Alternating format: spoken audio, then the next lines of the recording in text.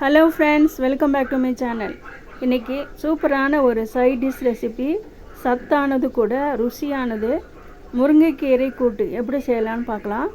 அதுக்கு முருங்கைக்கீரை நான் ஒரு பாத்திரம் நிறைய எடுத்திருக்கேன். நம்ம குடும்பத்துக்கு எவ்வளோ தேவையோ அவ்வளவு முருங்கைக்கீரை எடுத்துக்கணும். முருங்கைக்கீரை எடுத்து நல்லா கழுவிட்டு சுத்தம் பண்ணி வச்சுருக்கேன். அதில் இருக்கிற சின்ன சின்ன காம்பெல்லாம் ரொம்ப பொடியான காம்பெல்லாம் இருந்தால் கூட பரவாயில்ல, அப்படியே விட்டுருங்க. அதையும் நல்லா பொடியாக நறுக்கிக்கணும்.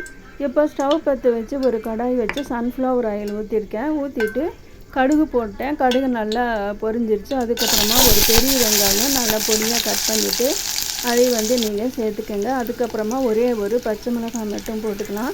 அதுக்கப்புறம் 1/4 ஸ்பூன் சீரகம். கீரையும் பச்சை நிறமாக இருக்கிறதுனால ஒரே ஒரு பச்சை மிளகாய் போட்டால் போதும். அதுக்கப்புறமா காஞ்ச மிளகாய் போட்டுக்கலாம். இப்போது வெங்காயம் நல்லா வதங்கட்டும். நீங்கள் கடலைப்பருப்பு போடணும் அப்படின்னா கடலைப்பருப்பு இந்த ஸ்டேஜில் நீங்கள் போட்டுக்கோங்க. நான் ஒரு காஞ்ச மிளகாய் போட்டிருக்கேன். காஞ்ச மிளகாவும் வெங்காயம் எல்லாம் நல்லா வதங்கட்டும். நான் முதலியே 2 ஸ்பூன் பாசி பருப்பு நல்லா கழுவிட்டு தண்ணியில் ஊற வச்சுருந்தேன். நல்லா ஊறிடுச்சு. இப்போ வெங்காயம் நல்லா வதங்கினதும் இந்த பாசி பருப்பை போட்டு இதே ஒரு பாதி வேக்காடு வந்தால் போதும். ரொம்ப குழையாக வேகக்கூடாது. நீங்கள் பார்த்து நீங்கள் செக் பண்ணிவிட்டு நீங்கள் செய்யணும். நீங்கள் இதை விட்டுட்டு நீங்கள் வேறு எங்கேயாவது போயிட்டீங்கன்னா குழஞ்சி போயிடும். அதனால் பக்கத்தில் இருந்து பார்த்துக்குங்க, குழையக்கூடாது. 3/4 பதத்துக்கு வெந்தால் போதும். 1/4 ஸ்பூன் மஞ்சள் போட்டுக்கலாம். இப்போது இந்த முருங்கைக்கீரையை நல்லா பொடியாக நறுக்கி வச்சுட்டேன். பொடியாக அறுத்து வச்சுருக்கேன். இப்போது பாருங்கள், பாசிப்பருப்பு ஒரு 3/4 பதம் வெந்துருச்சு. தண்ணி வற்றிருச்சு.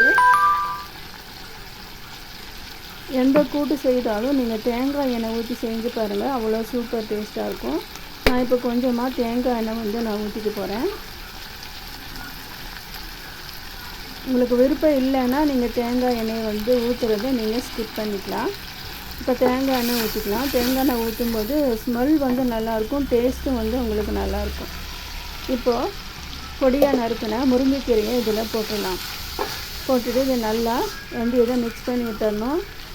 கீரை போட்டதுமே சால்ட்டு போடக்கூடாது. கீரை வற்றி கொஞ்சமாக ஆயிரும். அதனால் அதை பார்த்துட்டு தான் சால்ட்டு போடணும்.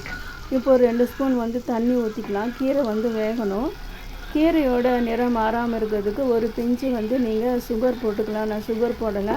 இந்த கீரைக்கு எவ்வளவு உப்பு தேவையோ அவ்வளவு சால்ட்டு நான் போட்டுக்கிட்டேன். போட்டுட்டு நல்லா இதை மிக்ஸ் பண்ணிடணும். இந்த கூட்டு நல்லாயிருக்கும். நீங்கள் குழம்பு பொரியலை வைக்க வேண்டாம். வெறும் வெள்ளை சாதத்தில் இந்த கூட்டு போட்டு அப்பளம் பொரித்து சாப்பிட்டாலே போதும். அவ்வளோ சூப்பர் டேஸ்ட்டாக இருக்கும். இப்போது 1/4 மூடி தேங்காய் மிக்சியில் நல்லா அரைச்சி வச்சுருந்தேன். அதையே இப்போ போட்டுக்கலாம். தண்ணி ஊற்றாமல் அரைக்கணும். தேங்காயை போட்டாச்சு. சூப்பரான கூட்டு ரெடி ஆயிடுச்சு. சீக்கிரமாகவே செஞ்சிடலாம். அவ்வளோ சூப்பர் டேஸ்ட்டாக இருக்கும். நீங்கள் முருங்கைக்கீரை சாப்பிடாதவங்களுக்கு இந்த மாதிரி டேஸ்ட்டாக நீங்கள் செஞ்சு கொடுங்க. இந்த ரெசிபி உங்களுக்கு பிடிச்சிருந்துச்சுன்னா ஃப்ரெண்ட்ஸ் அண்ட் ரிலேட்டிவ்ஸோட ஷேர் பண்ணுங்கள், சப்ஸ்கிரைப் பண்ணுங்கள். மீண்டும் இதே மாதிரி ஒரு ரெசிபியோட அடுத்த வீடியோவில் உங்களை நான் சந்திக்கிறேன். தேங்க்யூ ஃபார் வாட்சிங்.